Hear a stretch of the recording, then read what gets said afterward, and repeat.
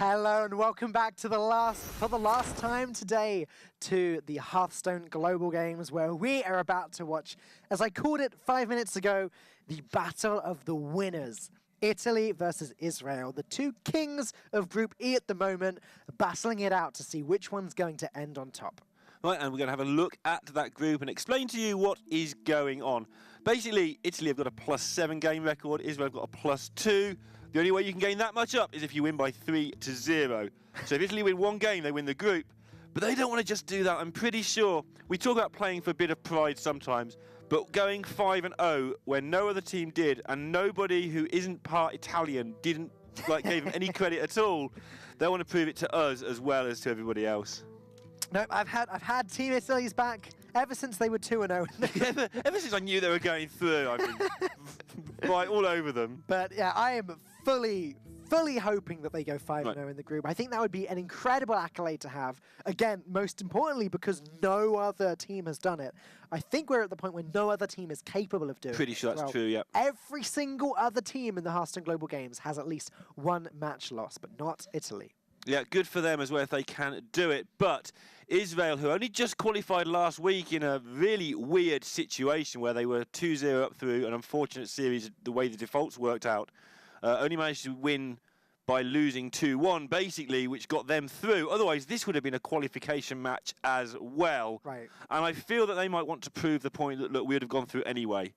Yeah. So I feel that not only will they want to win this group, but I think they'll be all over winning this for the sake of any arguments that may come out of Finland or whatever. So in all of the previous series today, it's been actually getting through that's been at stake. In this series, it's just pride. Pride and more pride. Glacier, Hatol, Murray and Jonathan from Israel versus Inovan, Turner, Snowman and Yorgmoth on Team Italy.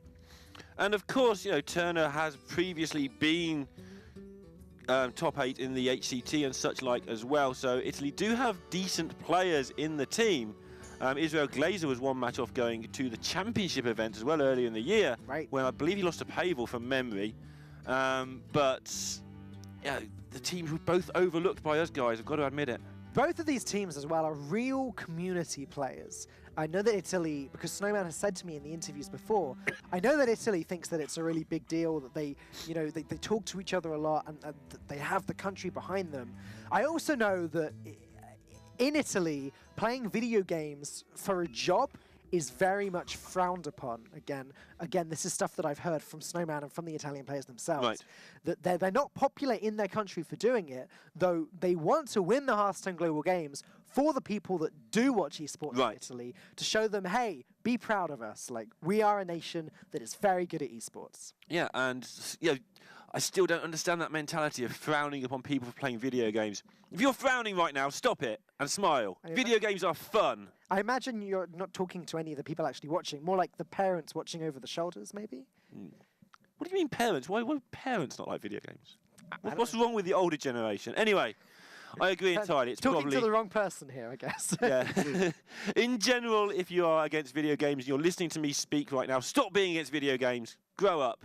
Enjoy yourselves. Have fun. All right, well, let's have a look at the matchup today for the last time. This is the special Hearthstone Global Games format. It's a best out of 5, where the 9 classes are distributed between the 4 players on each side. One player has a third class, which will come into play in the 5th game if we get to the to the 5th and the best out of 5.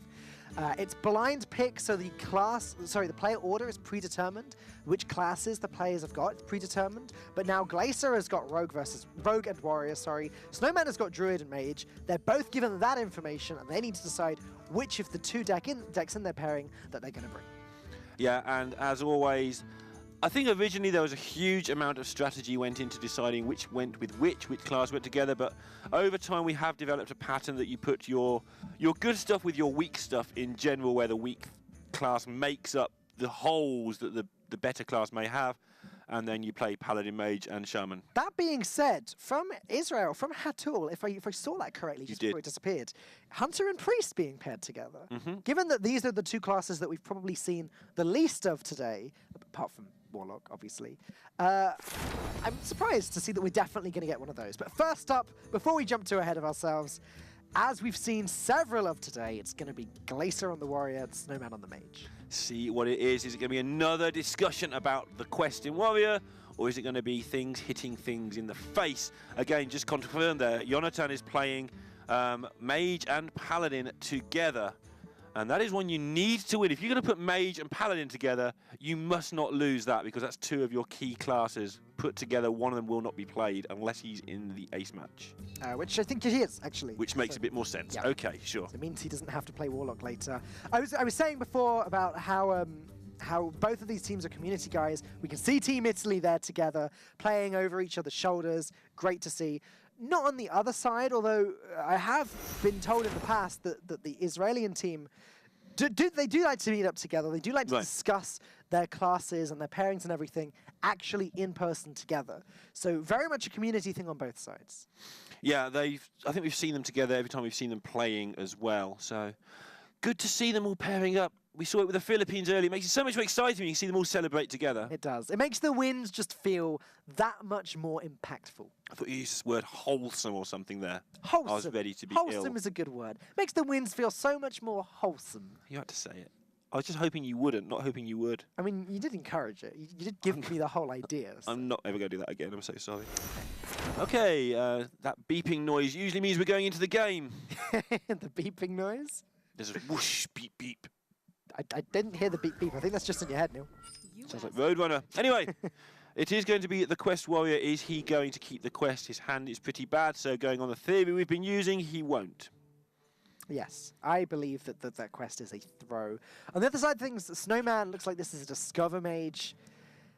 Also, I think throws everything. He wants a Mana Worm. He doesn't really want much else. He wants a Mana Worm. Does he keep Volcanic Potion, given that he doesn't know what he's against? Oh, that's a good point, actually. I hadn't considered that. You're right. There's definitely a good argument for it. Glacier actually going to keep Fireplume's Heart, though.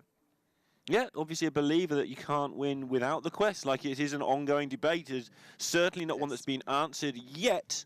And we have seen more players than not keep the quest against Unknown Mage, in fairness. Yeah, it's true. And they go with the full clear, looking for that Mana Worm, looking for these early game cards, and getting some good cards. Yeah, it doesn't get the Mana Worm, but does get Archaeologist and Amadeus Valet, which is great on coin there. Glacier, I think this play is quite straightforward. Yep, play the quest, pass the turn. Can't see any reason not to, unless you want to somehow bluff that you're playing Pirates and miss out on 2 armor next turn. Is there any advantage to doing that? I don't think there is. Yeah, it's worth thinking about, but then you realise they're just going to play on curve anyway, so I can't bluff them into doing something they weren't going to do. And again, you see now why you're willing to get rid of the Volcanic Potion. Even if this was Pirates, these 2/3s would stem the early tide a little bit. Yeah, Archaeologist, just such a great card to play nice and early. It's a 2/3, it blocks cards like Southsea Deckhand, etc. The question is it worth coining out? I think if Snowman knew this was a quest... Oh, sorry, he does know it's Quest Warrior. I'm being very stupid for a second. Yep. There's a quest on the board. I think because of that, he just passes. Yeah, I was going to say, if you thought it might be a Pirate Warrior, then it's worth playing it out nice and early because the tempo is more important. But this way you get to play Archaeologist and you get to play the secret you get from it. Yep. And then you get to play Amadeus Valet and actually get the value. And you need to get that little bit of extra value here just to make sure you can force through your burn. Medivh's Valet getting Medivh's value as Israel gonna just pick up Tar Creeper, play that straight away. The guy's nodding in the background. Like, yep, that's the card we wanted. Tar Creeper not that common in Quest Warrior, despite the fact we've been joking about how it's in every deck. I think it was originally. It was. And slowly but surely they got a little bit more greedy with the Quest Warrior, also realising that they can beat the aggressive stuff anyway a lot of the time. Yeah. And so the Tar Creeper has creeped its way out of the deck. Okay. Again, Snowman, Team Italy only needing to win a single game this series to win the group and get the top seed. So pressure is definitely not quite as high for them. Though, as we've been discussing, they're going to want to take the entire series if they possibly can. I think I like playing the Ice Block here. Sets up the Valet nicely next turn, which is a good way of getting rid of the Creeper. They go with the intellect, they fill their hand up. Okay. Well, they've got a lot of options going into the next turn. Now, Stonehill Defender looks like the obvious play to me. Yeah, it's not the worst time to get an Acolyte of Pain down. with a 2-3 facing it down. But I agree that it's okay to play the defender and just try and fix your curve a little bit. This curve's a little bit wobbly going into turn 6. Defender into 5-mana taunt. You're getting the quest up. That's 2. 3 with a taunt. 4 with whatever this gets. Ooh, okay. So Ozrock is the worst one here. I like Soggoth against Mage. I didn't mind Soggoth or Dirty Rat, but Glacier makes quite a quick call there. Gonna grab the Dirty Rat. I guess they don't know what they're against yet, so that if they are against Freeze Mage, for instance, then Dirty Rat's a lot better. Right. You just rip out that Alexstrasza, rip out that Antonidas, and brawl them away. I guess against most things it's pretty good because you brawl them away. Yeah. But surprised how quickly he took that. Can't argue with that.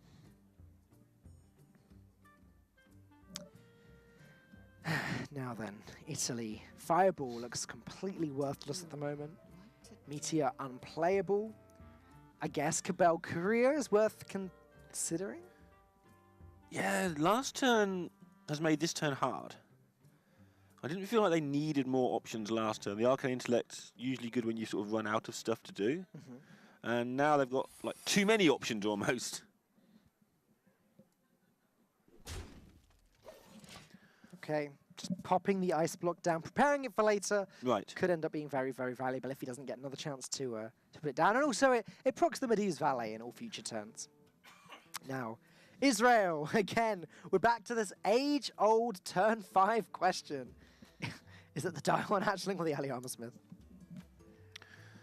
Yeah, I think you want to play the Armorsmith when you feel how much armor you can get out of it is going to be relevant. This might not be the worst time if he gets fireballed, so be it. If you want to be mega greedy, you can try and get a fireball out of their hand first. But I feel like they want other cards to be drawn rather than just another taunt, so getting rid of the Hatchling now seems to be awkward. Sure. Okay. Then again, yeah, it's complicated. Because how many taunts has he got in hand? So he's got 4 taunts in his hand right now. He needs 1 more. And he's very likely to draw 1 taunt regardless over the next few turns. Gonna go with the Dion Hatchling anyway. I don't dislike it. It's more stats, I guess. He doesn't need the armor urgently right now. Like you say, it's just an age-old question. It's pretty close either way. I think it's usually the Dion Hatchling first. That seems to be the consensus. That's what the Quest Warriors usually go with.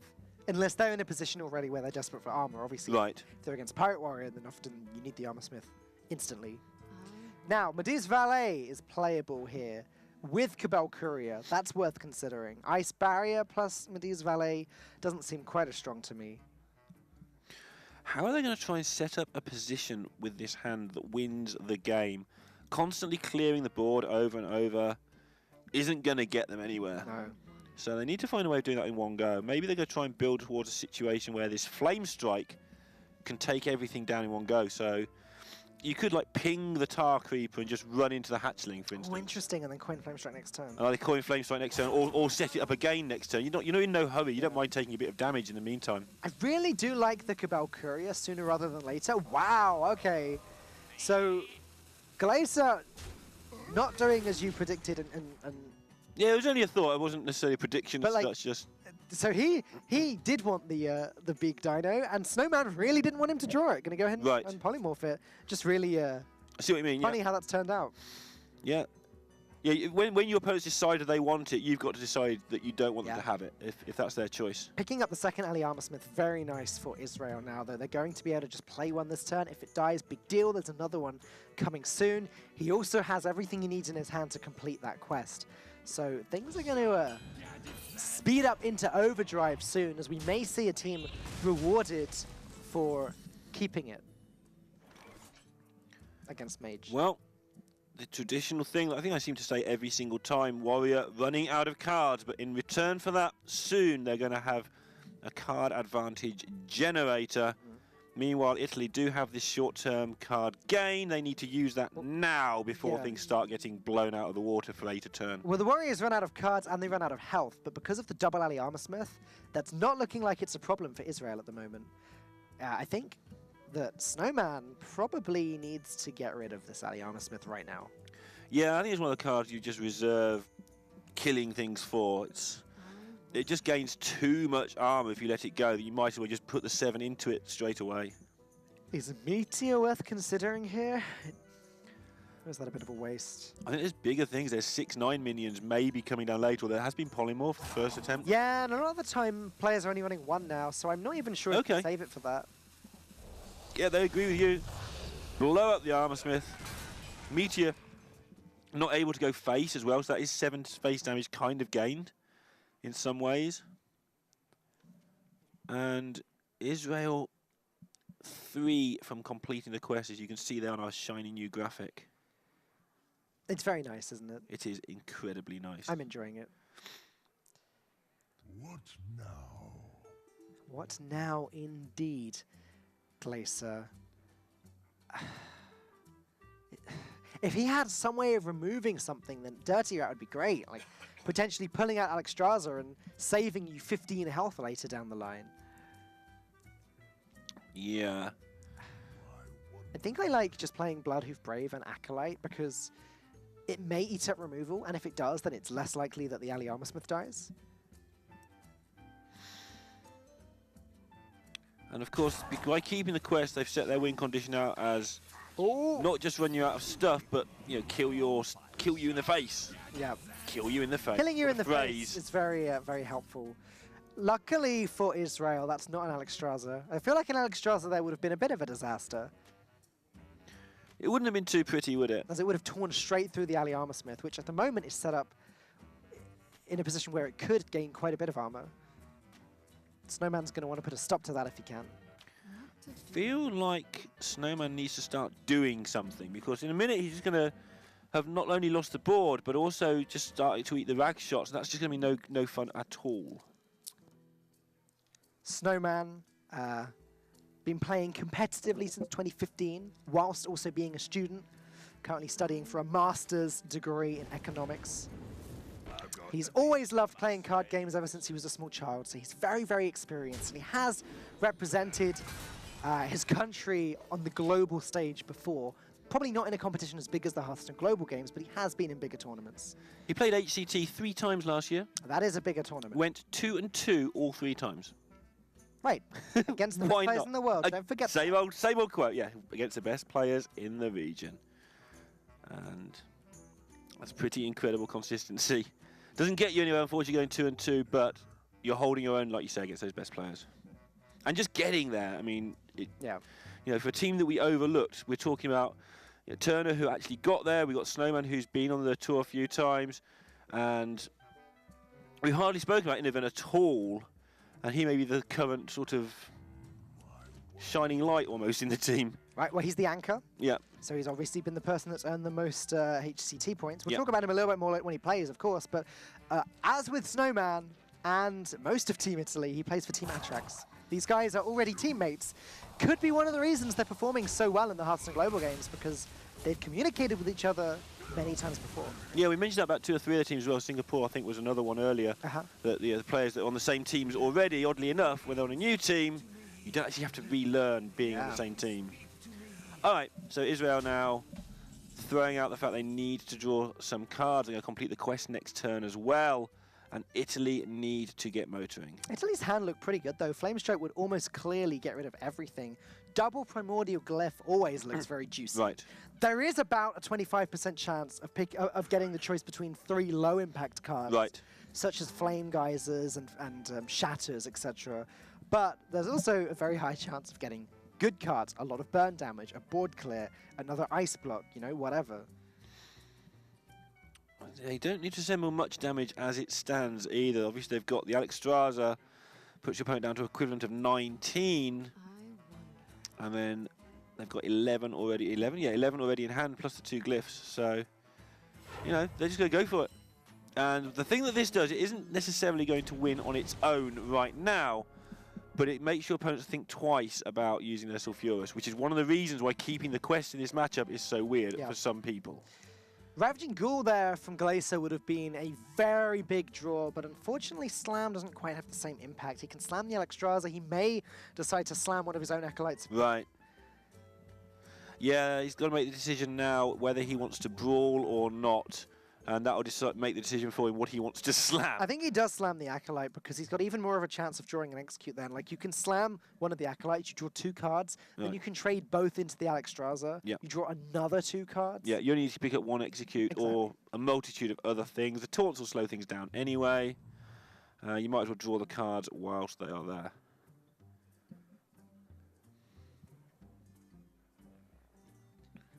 Okay, Blood of Brave going to come down. So, Glacier looking like he's going to just ignore the Alexstrasza. Is he going to play the Sulfuras? Interesting. He's going for it. Sulfuras comes down. I don't even know where he wants this hero power to go. Well, I agree. I don't actually know either. That'll do. Good vision there from Israel. Just setting up a way to win the game. All sorts of ways of dealing damage here for Snowman. Double Primordial Glyph, a Fireball and a Frostbolt, and a Firelands Portal in hand.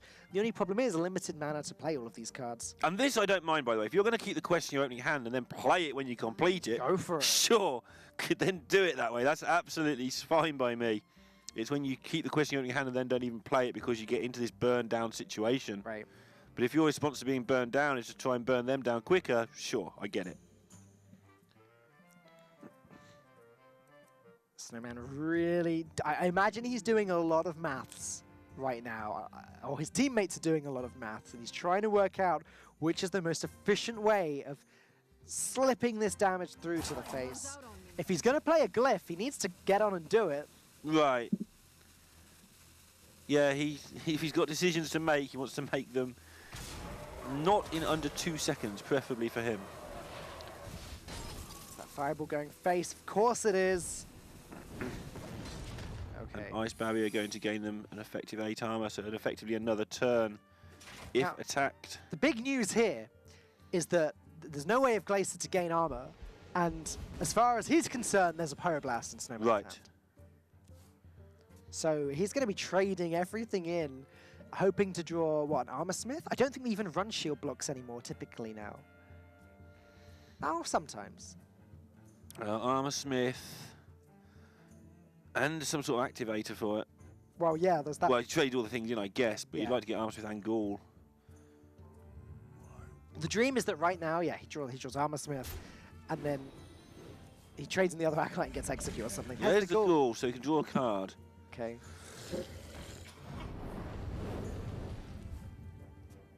There's the Execute. Okay. It's not good enough, though. It is going to allow Glacier to pop the block 100% of the time, which means the pressure is back on Snowman. He has to pick up lethal this turn. There's an Armor Smith. And surely he will play this and trade in his dirty rat, surely. He has to Execute, I think. Yeah, he does always. Alex Charles just hits you in the face. Don't worry about me. Ignore me. I was just thinking that's a way of gaining up to 11. No, of course. I agree with you, but he has to... Of course. Has to not die. He just has to play the hero power to pop the ice block. Because now, he could just win the game this turn. If Snowman can't pick up the lethal, that's not lethal. He needs an ice block or a Pyroblast from this first Glyph. Okay, let's see what he picks up. Flame Gazer puts him onto 7 in hand. But over 2 turns, that is no good. 8 with the ping as well, but it's just not good enough. So he could pick up a second Flame Gazer, or... Oh, sorry, no, he can't, because he can't play the final. He's got Cabal Courier as well if things get bad. Frostbolt also not enough. Just no. So he's going to need to play Cabal Courier now. I assume he'll take the Frostbolt. Maybe he'll take the Blizzard. Frostbolt, okay. So he can actually play the Flame Geyser as well to put the 1-mana card on the board just to try and protect from the magic. Oh my goodness. The ice block doesn't come from a Primordial Glyph, but comes from the Cabal Courier. This is lethal next turn, unless the Armor Smith does something. Right. Which it will.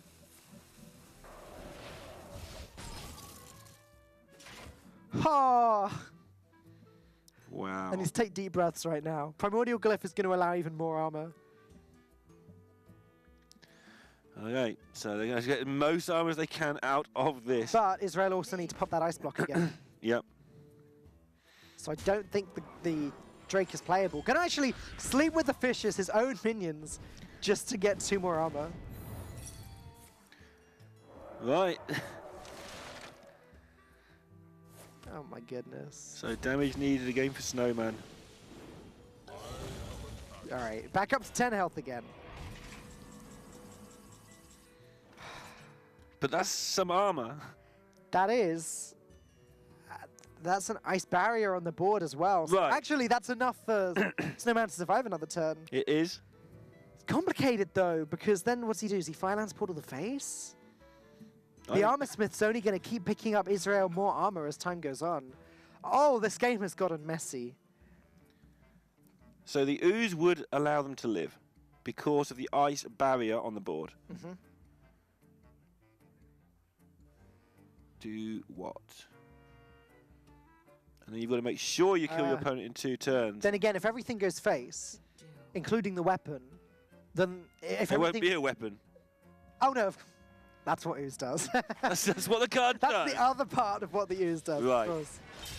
Oh, man, looking at it with such a single mind at the moment. Okay, Flame's not going to deal with that Armor Smith, prevent him from ever gaining more armor again. So 13 is the magic number. That's how much damage Italy need to deal. Not quite sure how this game managed to find a way to rumble on this long.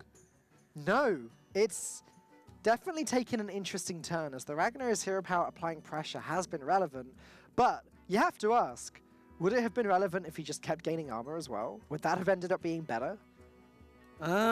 Instead of... Because it's only been hitting face, right? Did it hit the Alex Charger? It didn't. It hit face, so... So yeah, I mean, if he was in a similar position... Actually, in that position, he'd just lose to Medivh, wouldn't he? Ice block. Oh my goodness. What? So Ice Block, Finance Portal the minion, go for board presence? I don't know.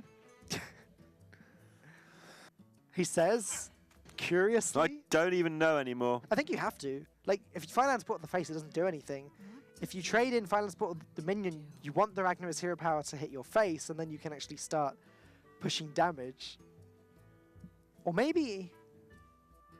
No, I was going to say maybe you don't even play the Ice Block, but I don't think you can quite get away with that one. Yeah, you know they've got a brawl in hand, so you're in a bad position. But if you decide you're in a very, very bad position, which they might decide that, then maybe you just take a 1 in 3 or 1 in 4 and hope they haven't got the brawl, or hope you win the brawl if they have. Right. But that seems ambitious. Oh, never mind. Going face.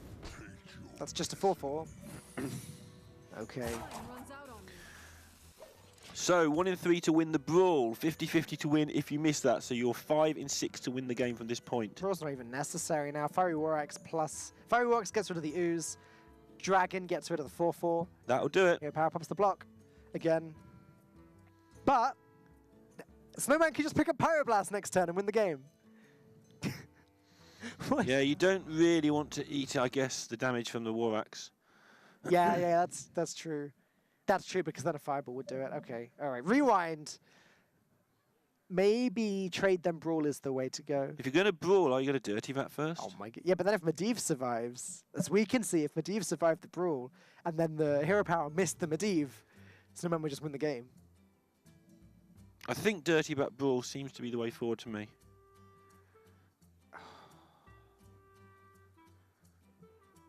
This game has gotten so close. I mean, we can see the hands, right? So it's hard to create what they're thinking based on what they can see and what they can do. Okay, that works. Oh! Oh. That was risky. I think if it had gone the other way, they could have brawled, though, and then a 1 in 4 Medivh, sure, go for it. Can this find lethal? I don't think it can. I don't think you can delay it. Dragonfire Potion's no good because it clears his own board and then he just dies. I think you take the big minion and play it. None of the other things seem to make any sense, do they? You just play the 6-mana 5/5. Cool, a Dinomancer. Freeze a thing? Oh. I mean, Well, you can't freeze a thing. You got no spells in your hand. Just valuing the ping. Now, is there a way for Israel to guarantee this? Yes, if anything other than the 2-4 wins the brawl. So actually, if the Primordial Drake trades into the 2-4 first, then it's guaranteed lethal. yeah, I'm with you.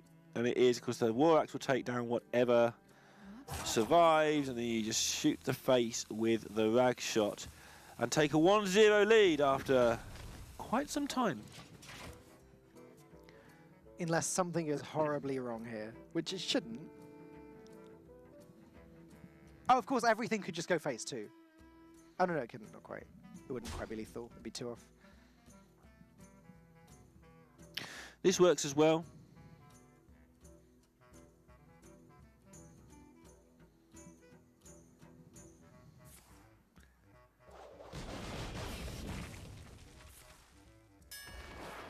Yeah, okay, sure. Whatever survives the works can kill, and the hero power. Yeah, it works as well. Okay. It's just a peculiar way of doing It just confused me for a second. Still there. makes sense. And yeah, they work it out. And Glazer gets the win there for Israel. They take a 1-0 lead. And Italy's unbeaten streak is on the line. Nah, Bad way. Win streak? That's probably an easier way of... It's an unbeaten record, I guess. Get yourself an extra star in Hearthstone. Win streak. You ever been on a win streak before? I'm always bigger than rank 5. You don't get win streaks there, Dan. Fair enough. Fair enough. But yeah, it's going to be Turner versus Murray next. Rogue Warrior for Turner versus Druid Shaman for Murray. What are you expecting here?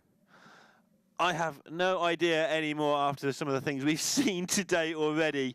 Let's have a look what they chose to go with. Going to get the Warrior from Turner. We're going to get the Druid from Murray. We've seen Warrior versus Druid quite a lot, and it just depends what that Druid is. We haven't seen a single Jade today, have we?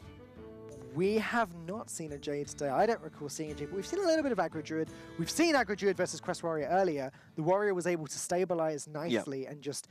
The Druid just gave up by turn 7. The Curator came down for the Warrior. Druid just conceded because he knew there was no way of winning. It's interesting because that's one of the matches where I feel that the recent change, not recent, but there's the slow creeping changes to Druid where they're getting more and more stuff, mid-game, late-game stuff, should help a little bit in that matchup, but it still feels like the Warrior has such a good advantage there. Right. Team Israel have played a game of musical chairs there as we see Murray sitting at the front, ready to take his turn, ready to kick some Italian butt, as I'm sure he'll be hoping for.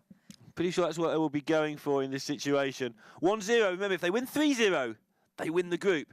If they win any other score, they come second in the group, but they get rid of every single team's unbeaten records, because Italy are the only team remaining on 4-0. Yeah. Who would have thought it? Imagine that. No teams whatsoever winning the group without a single loss. I mean, it looked like Russia were going to stomp through their group 4 weeks ago. Yeah. And now they're not even in. And then Austria, their Achilles heel. Ukraine were another team that looked like they're going to go straight through. Canada. There's some other team, starts with a U. Wasn't United Kingdom. It wasn't But United Kingdom. there was another team that started with a U. They did quite well for a while, but then they lost to Peru. Yeah, so all of these top teams being toppled. Top teams being toppled. Italy here to assert themselves as the top team of Phase 1. Right, of the they would Hearthstone actually Global be the Games. #1 seeds coming out of the entire phase. I'd say it's fair to say that they won Stage 1 of the Hearthstone Global Games. Sure, Like, I not couldn't even just- argue with it. Not I'd just love won to, their group, but I'd really love to, but Yeah. I couldn't. But they have to get there first, and they won't even win their group if they can't claim a single win this series. Right, and that is what they've got to work on. There's 1-0 down, and we spoke to Israel last week, and I sort of asked, you're going to keep proving us wrong because they were probably the team that's qualified that was rated the lowest by the casters and the pundits, the people who know what they're talking about. Right. Who are they? Exactly. And Israel said, yeah, we're going to keep proving you wrong. So Great. Prove us argue with that. wrong all day, every day, Israel. Because I don't know about you, Neil, but that's one of my favorite things when I'm casting or just watching Hearthstone tournaments. I love being surprised. I love kind of watching the underdog be victorious. In this specific series, I'd like to see not the underdog win, but usually I like to see the underdog be victorious and kind of show that there's more to it and they can just outdo their opponent. Yeah, it depends how the underdog's defined. If the underdog's just objectively the worst, then I don't particularly like to see them do well. Fair enough. But if the underdogs are just because we've forgotten them or overlooked them, Yeah. then sure, I like to watch them make the, we're not the underdog, you're wrong, here's the proof, bosh, win. The thing is, there's only a finite amount of Hearthstone tournaments that happen each year, and there's a lot of players in the Hearthstone Global Games. Like, Right. there's a lot of teams. 192. 192 players in the Hearthstone Global Games. It is not possible that each and every one of them have had a chance to prove themselves before. Doesn't necessarily mean that they're worse than the ones that have. Right, exactly. And again, talking back about APAC, because that's why I'm bringing everything today. All right, APAC Dad. Because that's a region where a lot of the players are very skilled, and as I keep saying, they're just looking for the Hearthstone Global Games for that opportunity to prove, to not just prove themselves to be better, but to hone the skills as well, because they have got just a little bit of inexperience, a few of those players. Yeah. Right, it's going to be Jade Druid after all. First appearance of the day versus Quest Warrior. This is a tough matchup for the Warrior. This is indeed really awkward for the Warrior. Needs to get the pressure on in those middle turns, somewhere around turn 6 to 9. Develop some sort of board, make it awkward for the Druid to deal with them. Druid doesn't kill 6/9s very well. It doesn't kill 3/6s very well. What it does do is make great big monsters that kill everything in their path from about turn 11 onwards. And so it's the Warrior's job to sneak down before those monsters get too big and kill the Druid before it gets established. Sounds easy, and it looks like the Warrior is going to do it all the time, but actually the Warrior does it fairly rarely. Yeah, I mean, before today started, I would have said that the Quest Warrior that Jade Druid, like Quest Rogue, are two of the matchups that are really strong against the Quest Warrior. But then you told me about Kalento performing some dark magic and doing all of the shenanigans and winning that matchup over and over. I just don't know what to think anymore. Just think Kalento is basically amazing, and then it doesn't ruin your perception of how the game works. Okay. Because it was back in the old original Murloc Paladin, the anything combo versus Control Warrior. Kalento just turned that matchup on its head. Yeah. And I'm hoping he'll do it again with Quest Warrior versus Rogue. We're not there yet, but I am wondering if actually we're going to another phase of that where the Rogues have got to start responding to the fact that you can play this really sort of strange value-driven game against them. I would say with this start, though, Murray has nothing to worry about. Coin out Wild Growth turn 1 into Jade Blossom turn 2. The only card that can make this hand better is Nourish. But even without that, turn 3 Jade Spirit plus Jade Idol seems pretty good to me. Yeah, Murray looking pretty minted here. While Italy are just armoring up. That's 2 more armor. But yeah, Jade Blossom, followed by Jade Idol, Jade Spirit, and it will begin next turn. It's just silly. Turn 3, and there'll be a 2/2 and a 3/3 Jade Golem on the board. And a 2/3 Spirit. Yeah, and that too. Don't forget the Jade Spirit. And who said that Jade Druid wasn't an aggro deck? But then it will slow down. Yeah. And rely on drawing its cards. I wonder if they will have Pyromancer Acolyte in this deck. Jade Druid needing the card draw. We're seeing Pyromancer Acolyte in more and more of them now. Just as a way of getting those extra cards.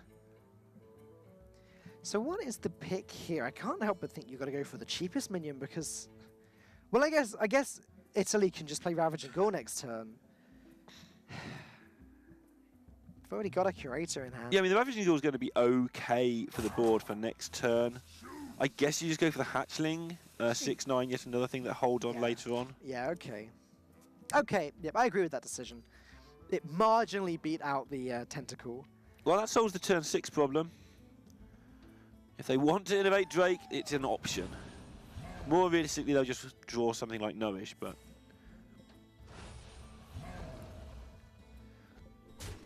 a good decision getting rid of that 1/1. Enough whirlwind effects, ghouls, etc. But and Turner finally picks up the Fiery War Axe. So he's able to get rid of that 3/3 Jade Golem in what is actually quite an important swing this turn. It's not doing much to put Turner ahead, but it's just putting a stop to all of these pesky Jade Golems appearing on the board. yeah, Murray needs to draw a Behemoth now, and then he'll be just one, basically. Otherwise, Noah should be handy. Earthen Scales is not handy. That's one of the worst cards in his deck at this moment. So it's just going to be Tar Creeper, Hero Power, get rid of this annoying Stonehill Defender and start to hit some damage into the face. But it's not really the damage into the face on turn 6 or 4 or whatever you want to call this that wins at you. It's the build-up of Jades, and Italy will be delighted there's no build-up of Jades this turn. Behemoth would have just been a killer. Oh, Turner's actually only been playing Hearthstone for a year and a half at this point. Wow. December 2015, he was shown by his classmates at school the game, and he thought, that looks cool, I'll try it. And now, obviously, one of the top performers in his country. Like, when he was in the HCT top 8, like 3 months later or something. Well, some people learn fast. Sure do. That's pretty impressive achievement. He picked it up, went hardcore straight away. Why not? Best way. So Direhorn Hatchling, pretty much the only play this turn. I guess Stonehill Defender's worth considering. Okay. He's going to wipe out the board and have a 3-3 stick. And there's actually nothing sensible Israel can do about it. So after all of that time, all of that early aggression from Israel, you're right. They need to pick up a no. Novish, your auctioneer with a 2, and there is the Novish. That was some good timing there, Murray. Exactly what you needed at the right time. Not only that, two more Jades. Spirit, yeah. 2 more Jades chilling in his hand. Jade Blossom, Jade Spirit. Going to be 4-4 and 5-5. But this is enough for this turn. Just the 4-4. That'll do. That will do just fine. So the rest of the game now is all about digging through your deck, whilst providing enough Jade pressure to be annoying, which buys you the time to dig through your deck just to find more Jade? the auctioneer, the second Jade idol, and then have those killer turns when your deck's down to like 7 or 8 cards. So this is now all posturing for a few turns, whilst you just let the game carry on and you're under no threat for a lot of it. Turner now going to have the ability to draw himself some cards. I don't think we've seen the Direhorn Hatchling that started in his deck, and also there will be a Direhorn Matriarch somewhere that may pop out from the Curator. I think it seems like a pretty solid play this turn. I think he needs to. I think if he don't start getting in front very soon as the Warrior, you just don't have enough time to get it done. You need to get in position where you can actually start damaging the Jade, damaging the actual Druid, sorry, as quickly as possible. I guess he's considering War Axe Execute. You can play those cards and Stonehill Defender, but I think the Execute's going to be needed on some big Jade goes later. Yeah, executing a 10-10 seems better than executing a 4-8. And again, it's not this 4-8 that's going to kill you. You'll find a way to get rid of this one way or another. You might not find a way to get rid of a 10-10 Jade. Unfortunately, he gets the other Direhorn Hatchling rather than the Direhorn Matriarch that he's already shuffled into his deck. But there you go. He does agree with us. Going to go ahead and play the Curator.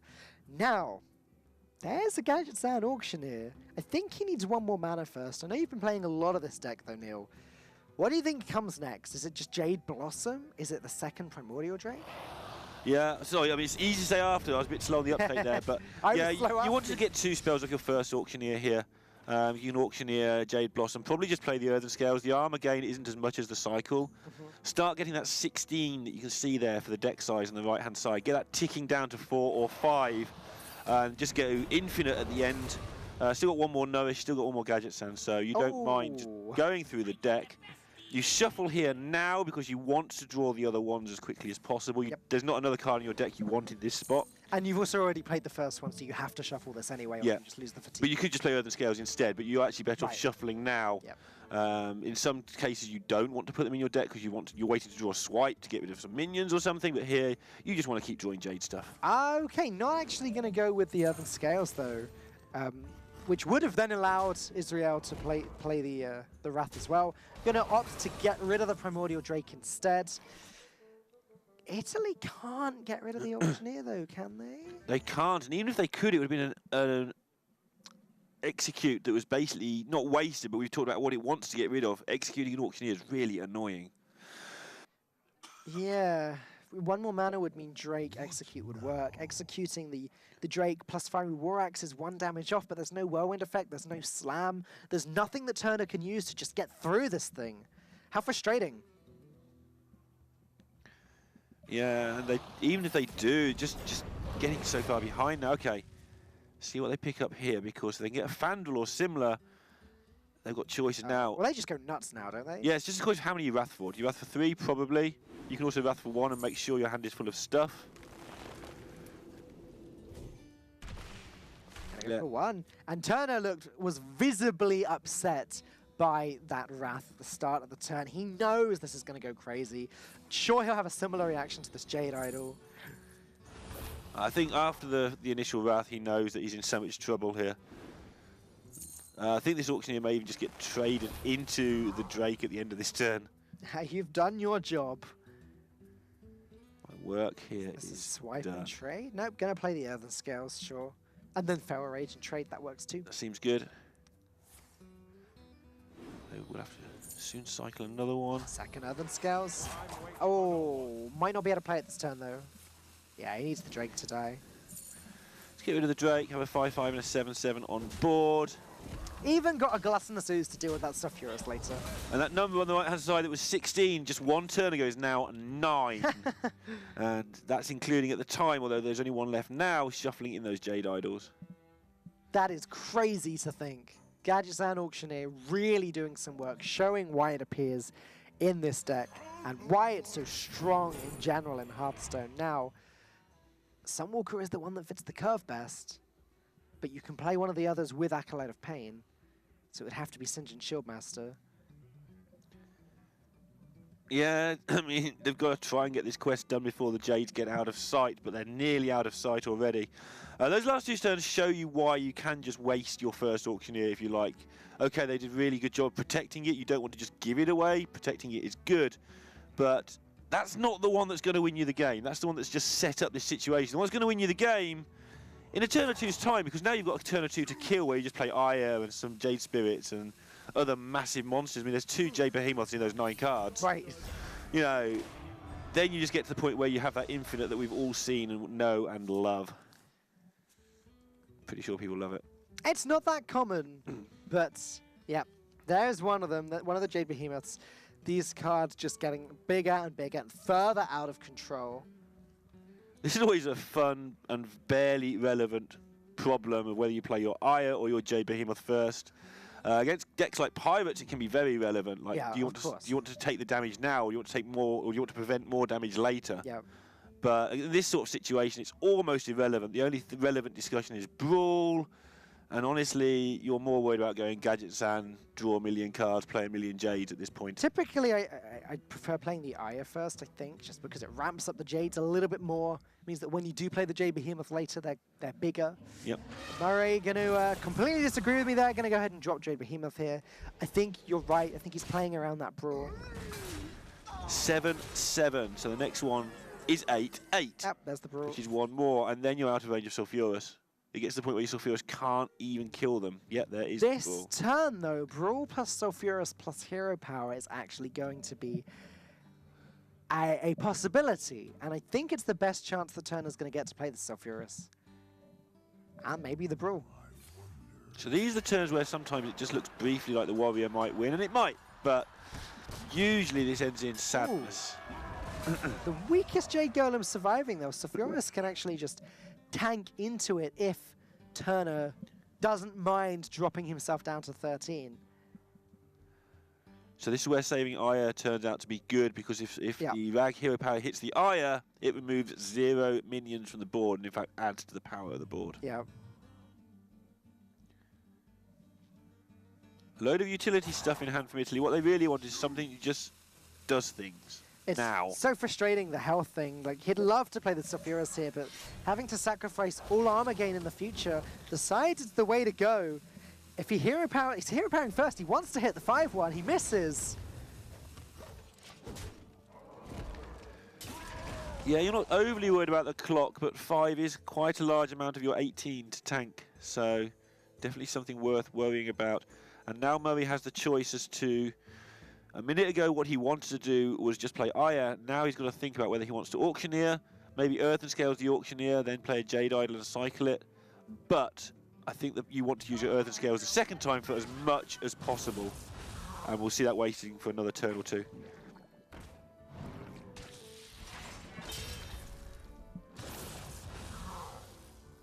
Well, this board just gets bigger and nastier each turn, and there's no Brawl left to deal with this now.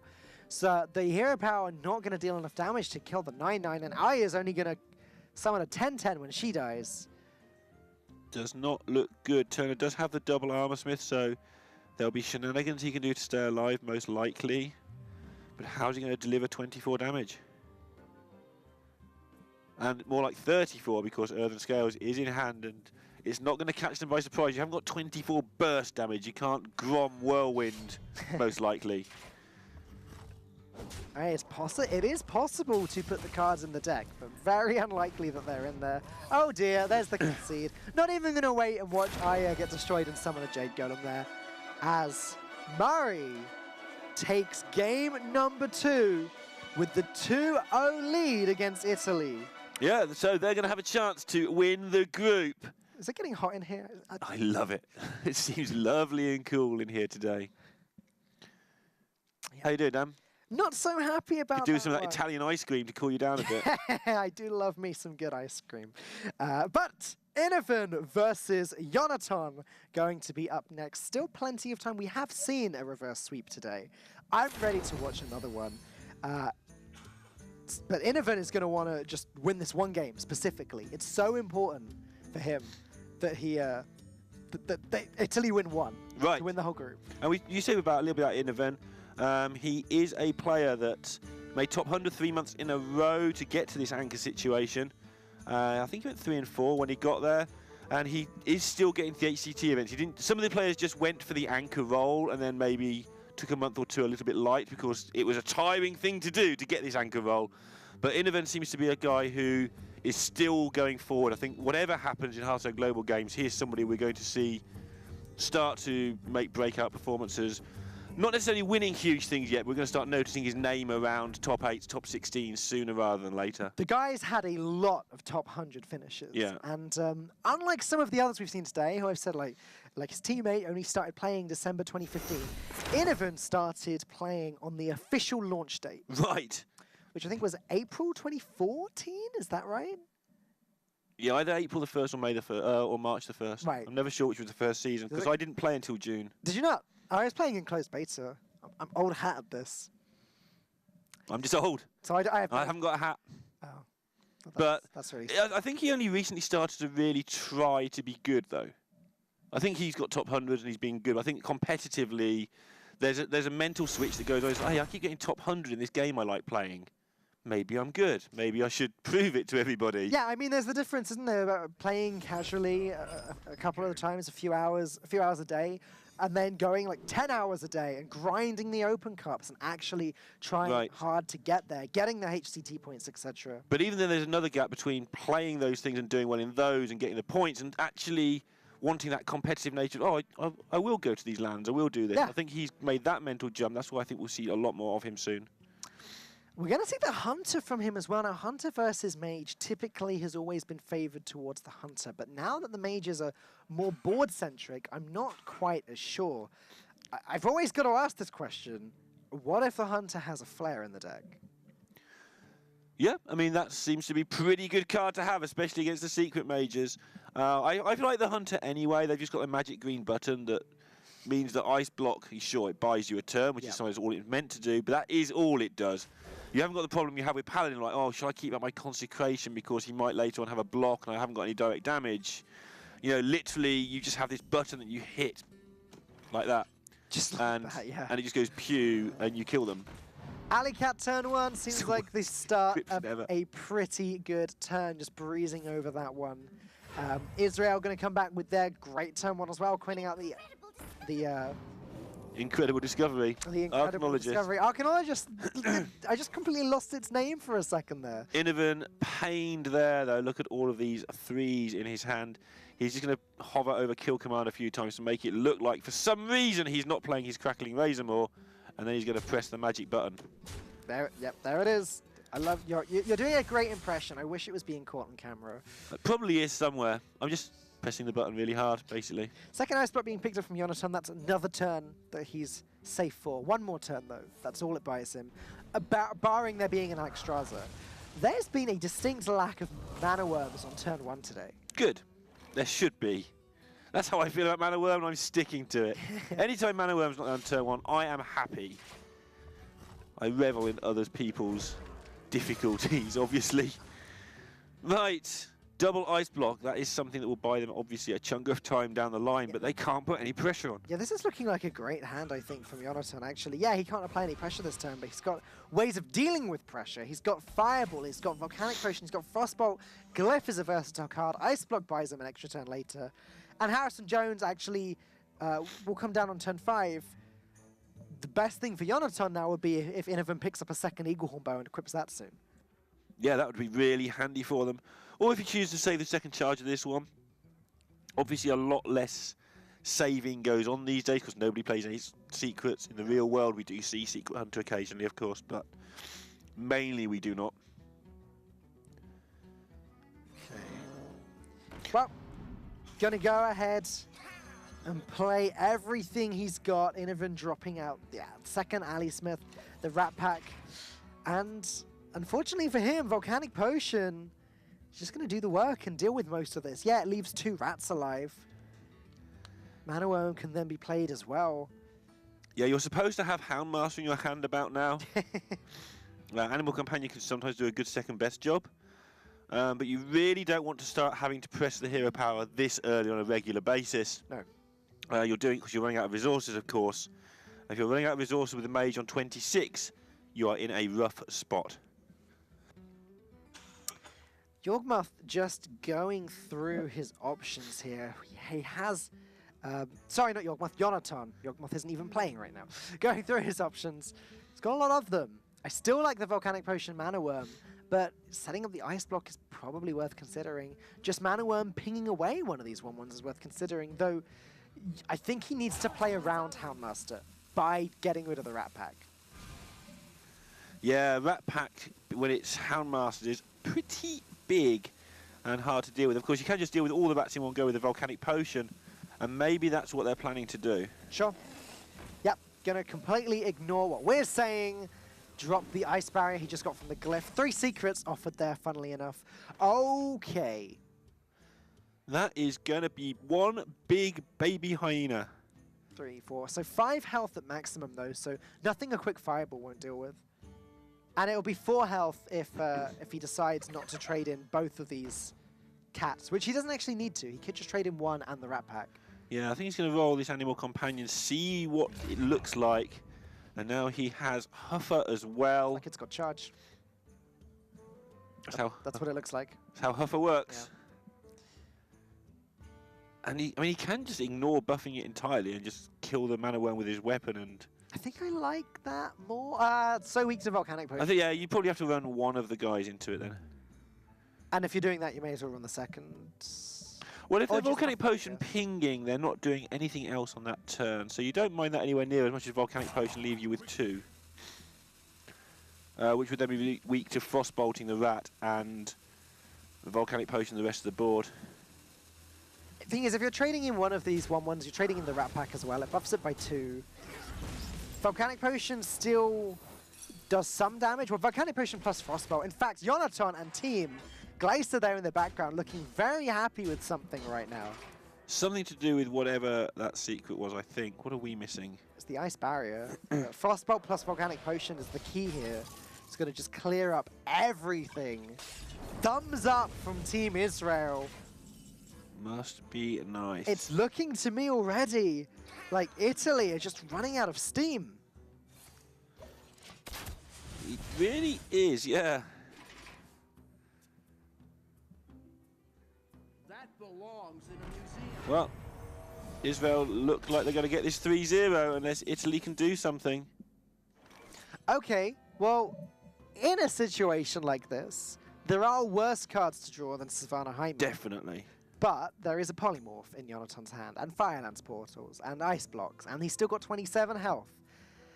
And 2 ice blocks, yeah. it's just like a long way away from winning this game for him. 5, 10, 13, 17, 19 points of burn in hand as well. That means that if Harrison connects twice, they can just start pointing stuff at face. Yeah. I feel that you have to make the high main here and hope. Yep. Like, that's the only play that seems like it's trying to win the game to me. Deadly Shot here. Does that actually do? I mean, it gets the best use out your Deadly Shot. It's probably the biggest minion that's going to be sat there on its own in the whole game. but I guess. There could be a Medivh later on Alex Straza or something. buys you time to maybe pick up your Handmaster, I guess. I don't know. I like developing the Savannah High main as early as possible, honestly. Do you just ice block a Medivh's Valet here and then ping away one of the rats just to get rid of all the danger stuff? Yeah, that's the safest play. Alternatively, you can Fire Lance Portal the face, but I like your play slightly more because it's just safe. I mean, this is fine, Okay. right? I'm good with this as well. The only thing I was doing is there's a flare. Hello. That's Flair. interesting. Well, it explains why Inovan decided to bring the Hunter. Right. As soon as he thought, my opponent's probably going to bring Mage, I'll bring Hunter. Yeah, there is some damage he's getting through now as well. So having a 5-3 is, of course, convenient. They set that up last turn. But Polymorph ping and just going to hit damage to face.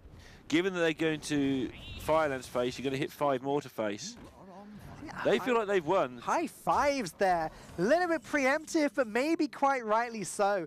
Big smiles from them.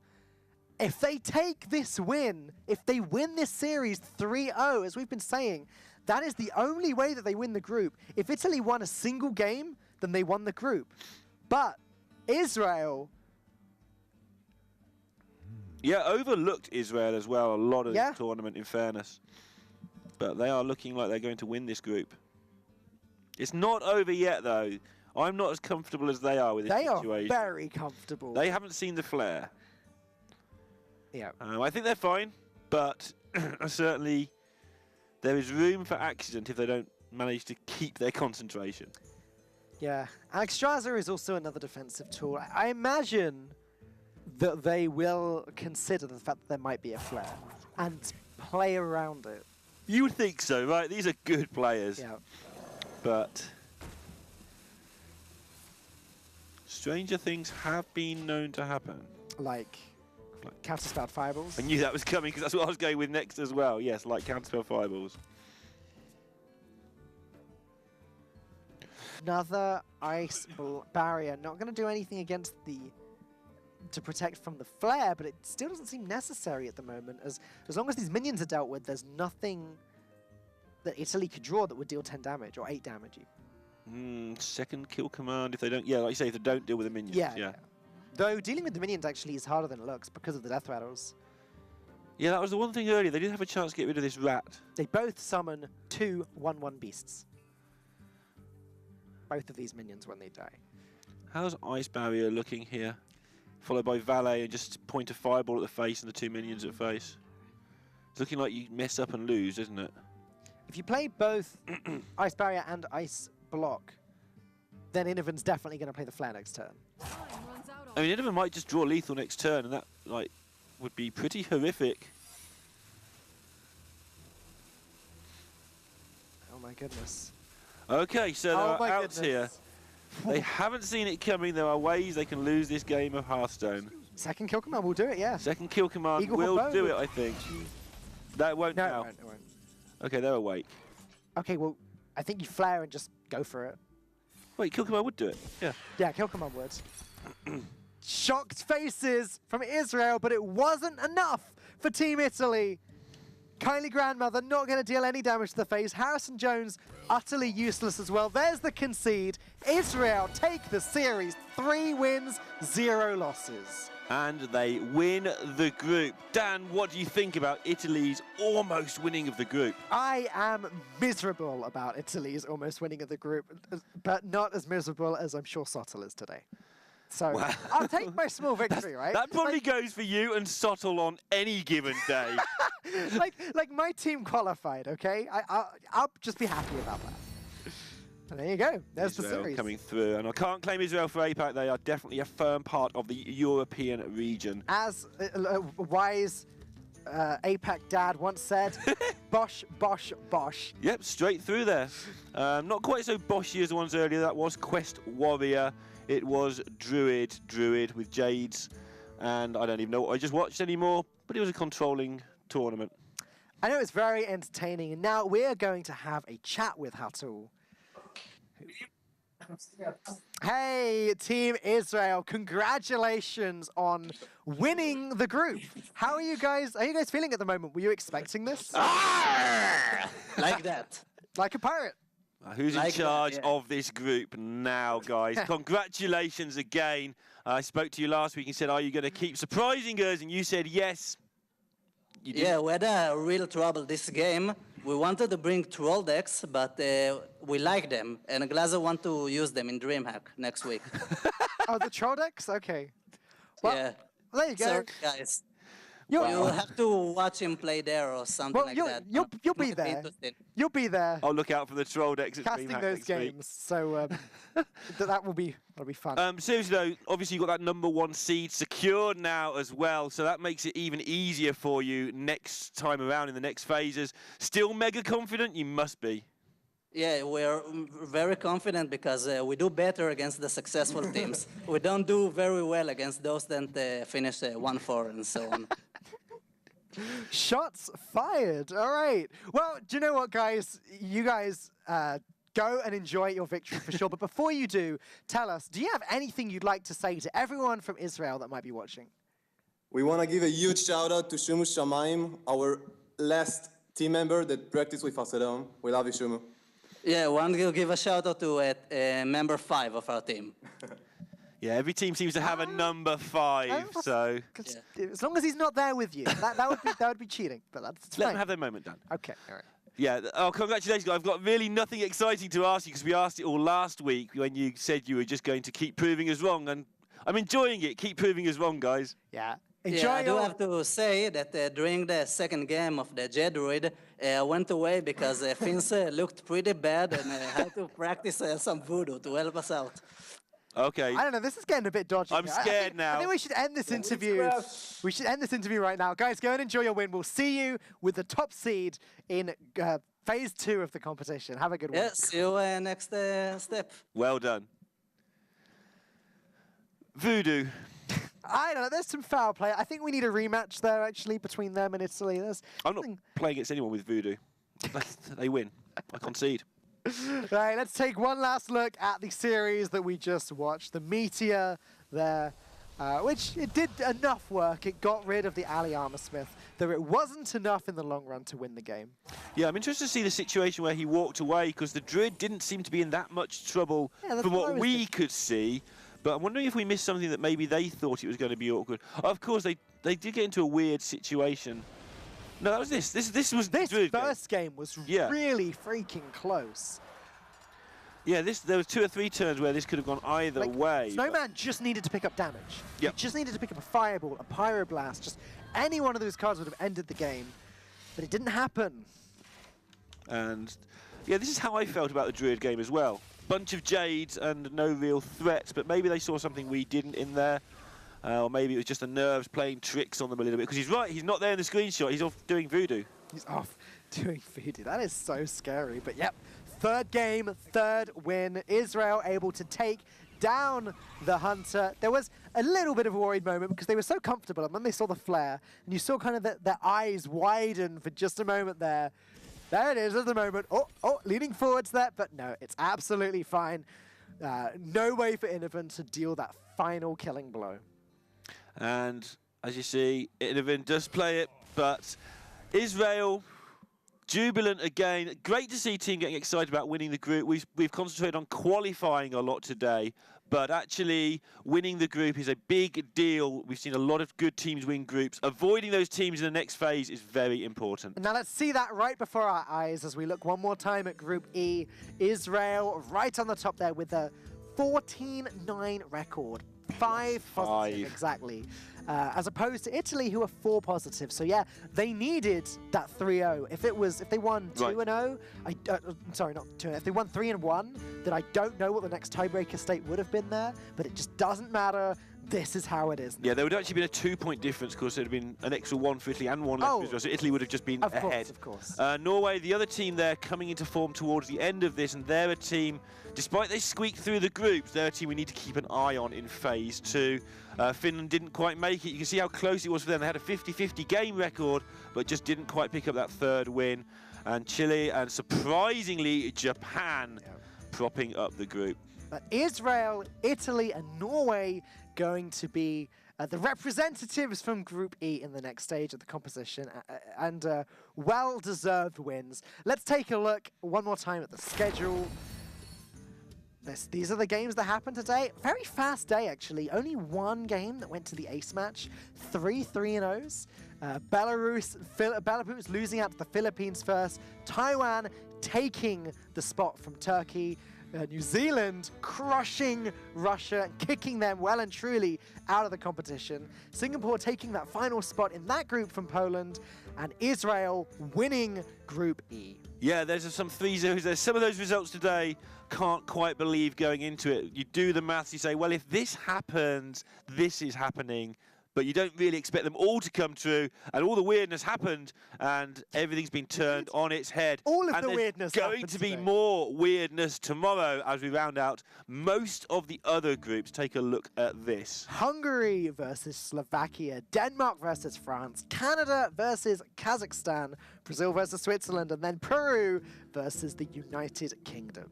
And if Peru can take that one 3-0, they will have completed the most remarkable comeback of all. And if they don't, then Romania will have completed the most remarkable comeback of all. So somebody tomorrow is completing the most remarkable comeback of all. Exciting day. Like with today, it's not just the teams that you're going to see playing tomorrow that have stuff to gain and stuff to lose. There are going to be other teams like Romania watching with their eyes peeled, watching every movement, as we are going to be as well. I cannot wait for tomorrow. I don't know about you, Neil. Yep, looking forward to it. We'll get all those scenarios worked out for you so we can be exact with you when we get to the games. But going to be some more groups settled, and then we'll be all about ready for stage 2 apart from that. I think there's 2 matches on Thursday. We'll have those ready for you as well. But yeah, that's going to be us for today. I hope you've enjoyed the games today as much as we have. Every single game, the stakes have been ridiculous. The comebacks have been insane. Tomorrow, we're going to be back at 4 p.m. CET. So make sure you're here, and we will see you then.